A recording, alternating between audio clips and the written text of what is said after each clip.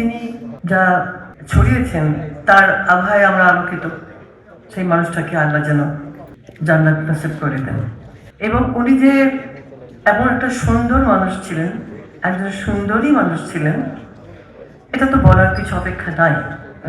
অনেক কাছে কাছে আমি দেখেছি, কাছে কাছে দেখেছি যে মানুষ এত সুন্দর, মানে কিভাবে আল্লাহ তৈরি করেন জানি না। খুব কষ্ট লেগেছিল যখন সেই মানুষটাকে আমরা মাটির নিচে ঢোকাই।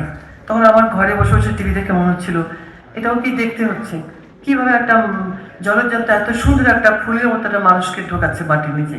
ওই বাবা, মাটির উপরে রাখার তো কোনো ব্যবস্থা নাই দেশে, থাকতো যদি পুরো দেশে তাহলে তো রাখা যেত।